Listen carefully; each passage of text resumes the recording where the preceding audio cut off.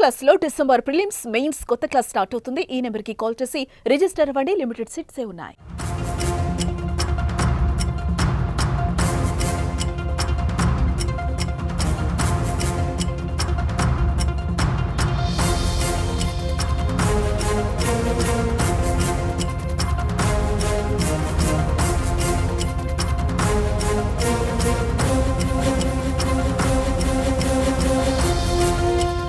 తెలుగు రాష్ట్రాల్లో అల్లు అర్జున్ ఇష్యూ దుమారమే రేపుతోంది. ఈ ఘటన రోజుకో మలుపు తిరుగుతోంది. సంధ్యా థియేటర్ ఘటనను తెలంగాణ ప్రభుత్వం సీరియస్ గా తీసుకుంది. సీఎం రేవంత్ రెడ్డి అసెంబ్లీ వేదికగా తీవ్ర స్థాయిలో ఫైర్ అవ్వటం, దానికి అల్లు అర్జున్ కౌంటర్ గా ప్రెస్ మీట్ పెట్టడం మరింత రచ్చలేపింది. పోలీసుల అనుమతి తీసుకునే ముందుకెళ్లాలని చెప్పుకొచ్చారు. సంధ్యా థియేటర్లో అనుకోకుండా జరిగిన సంఘటన అని, అందులో ఎవరి తప్పు లేదన్నారు. తాను ఎవరినే విమర్శించడానికి ఈ సమావేశాన్ని ఏర్పాటు చేయలేదన్నారు. తన క్యారెక్టర్ను తగ్గించి తప్పుడు ప్రచారం చేస్తున్నారని, సమాచార లోపం వల్లే ఇలా జరుగుతోందన్నారు.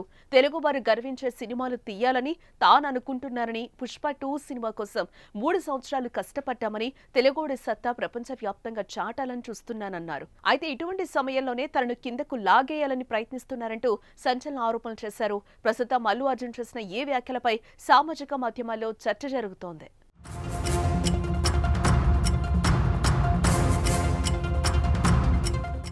ఇదిలా ఉంటే అల్లు అర్జున్ అరెస్టు చేయడంతో తెలంగాణ ప్రభుత్వంపై అభిమానులు సోషల్ మీడియా వేదికగా విమర్శలు చేస్తున్నారు.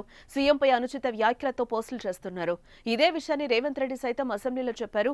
ఇప్పటికే సైబర్ పోలీసులు సోషల్ మీడియాలో సీఎంపై వ్యాఖ్యలు చేసిన పలువురిపై కేసులు నమోదు చేశారు. దీంతో తాజాగా అల్లు అర్జున్ తన ఫ్యాన్స్ కి ఓ విజ్ఞప్తి చేస్తూ ఓ ట్వీట్ చేశాడు.